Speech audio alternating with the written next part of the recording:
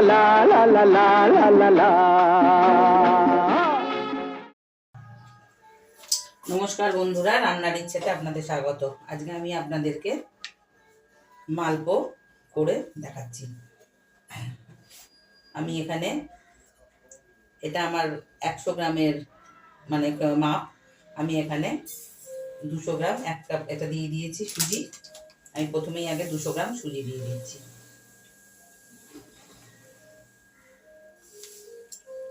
এই দেখুন,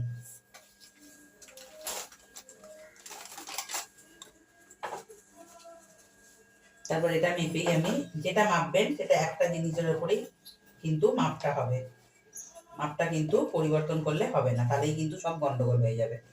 এই দেখুন, আমি এটা মেপেই 2 কাপ ময়দা দেবো। এটা আমার 100 গ্রামের মাপের কৌটো। আপনারা 100 গ্রাম করে মেপে দিতে হবে এর কোনো মানে নেই, কিন্তু আপনারা যেটাই মাপবেন সেইটার ওপরেই সব জিনিসগুলোই কিন্তু মাপতে হবে। এই দেখুন, আমি দুটো দিয়ে দিয়েছি, মানে আমি 200 গ্রাম ময়দা 200 গ্রাম সুজি দিলাম। যদি আপনারা রসে ভেজান তাহলে কিন্তু এখানে হাফ মানে 200 গ্রাম তো 150 গ্রাম চিনি দেবো আমি এখানে, যেহেতু আমি রসে ভেজাবো না। আপনারা যদি রসে ভেজান তাহলে কিন্তু 50 গ্রাম চিনি দেবেন। আমি যেহেতু এটা রসে ভেজাবো না সেই জন্য আমি এখানে 150 গ্রাম চিনি দিয়ে দিচ্ছি। এই দেখুন, এটা আমার 100 গ্রামের কৌটো। আর এই দেখুন 50 গ্রাম। ব্যাস, তার সঙ্গে কিন্তু এই সামান্য একটু 1 চিমটে একটু নুন দিয়ে দেবেন।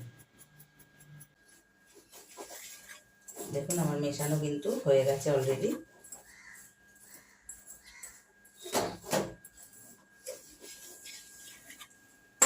আমার কিন্তু এই কাপটাও কিন্তু 100 গ্রামের কাপ। আমি কিন্তু এইটার দিয়ে আমি এটা কিন্তু একদম মেপে নিয়েছি, তাই আমি এখানে কিন্তু এবার 3 কাপ দুধ দেব।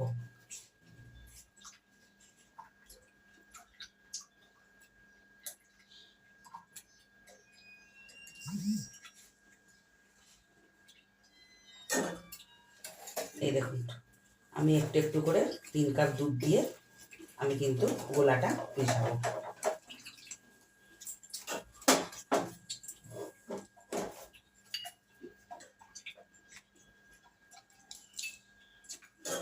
এক কাপ দিয়েছি, আবারও আর 1 কাপ দিচ্ছি।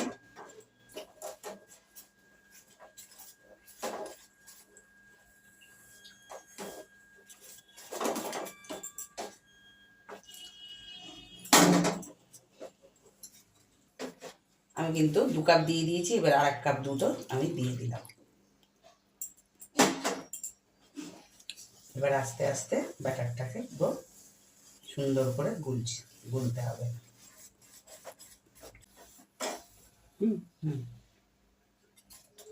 এই দেখুন, গোলাটা কিন্তু আমার গোলা হয়ে গেছে একদম। এইরকম ভাবে কিন্তু এইরকম হবে, এর থেকে বেশি কিন্তু হবে না। এটা আমি 1 ঘন্টা রেখে দেবো। এবার রেখে দেওয়ার আগে আমি এখানে কিছু মিশাচ্ছি, সেই মশলাগুলো একটু দেখে নিই। আমরা এখানে মালপোতে কাঁচা মৌরি দিয়ে দিই, মানে একটু গুঁড়ো করে। আমি কিন্তু এখানে মৌরিটা একটু রোস্ট করে নেবো। আমার যে কাঠের চামচে আমি কিন্তু এই 1.5 চামচ মতন মৌরি দিয়েছি। খুব বেশিগুলো কিন্তু আমার হয়ে গেছে। আমি কিন্তু এটা আমল দিস্তায় দেবো। এটা কিন্তু আমি হাফ ভাঙা করে নেবো।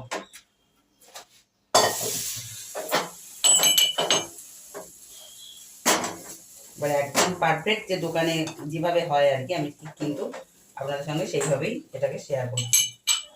একটু ঠান্ডা হোক।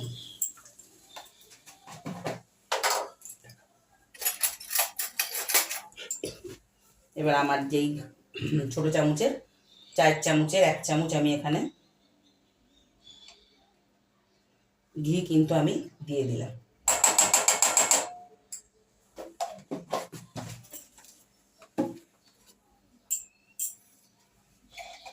আর তার সঙ্গে গোলাপ জলের যেই ছিপিটা থাকে ওই ছিপির হাফ ছিপি, বেশি না।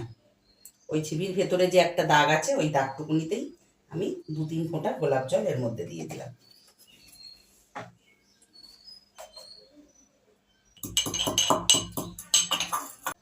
এই দেখুন আমি হাফ ব্রাশ করে দিয়েছি, এবার ওটাকে আমি এর মধ্যে দিয়ে দিলাম। ব্যাস এইভাবে এটাকে পুরো মিশিয়ে আমি 1 ঘন্টা রেখে দেবো, কেন যেহেতু সুজি আছে সেই জন্য।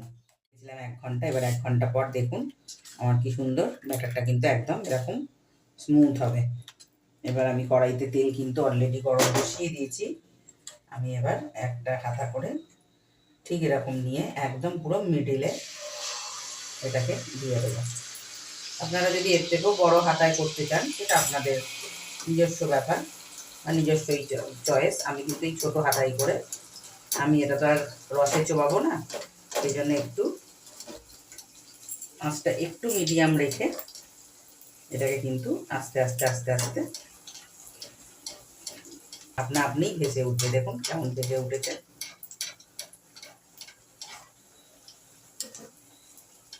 আপনারা কিন্তু চাইলে বড় হাতা করেও বড় বড়ও করতে পারেন, কিন্তু আমি একটু ছোট ছোটই করব, সেই জন্য আমি ছোট হাতায় করছি।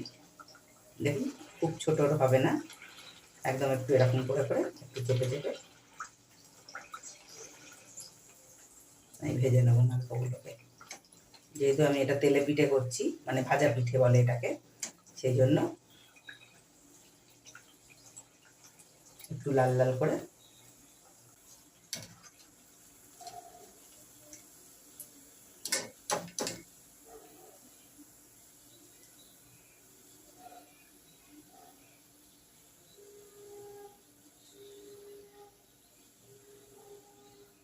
দেখুন বন্ধুরা আমার কিন্তু খুবই সুন্দর হয়ে গেল।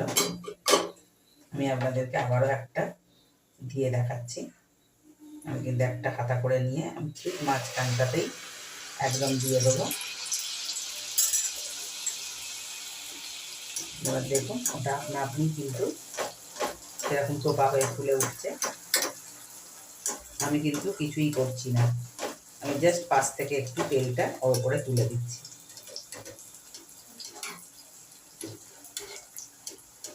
কিন্তু আপনি নিজের মতন ভেসে উঠবে।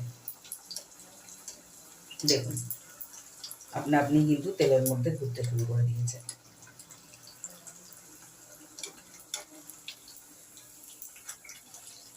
এইভাবে একটু উল্টে দিতে হবে, ব্যাস।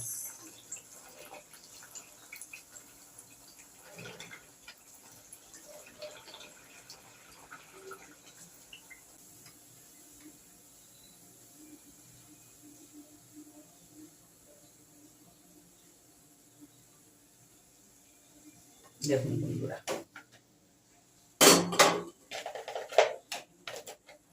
আমার কিন্তু ভাজা পিঠে আমি একদম আপনাদেরকে দুটো শেয়ার করলাম। এবার আমি সবটা করে আপনাদের সঙ্গে ফেরত আসছি।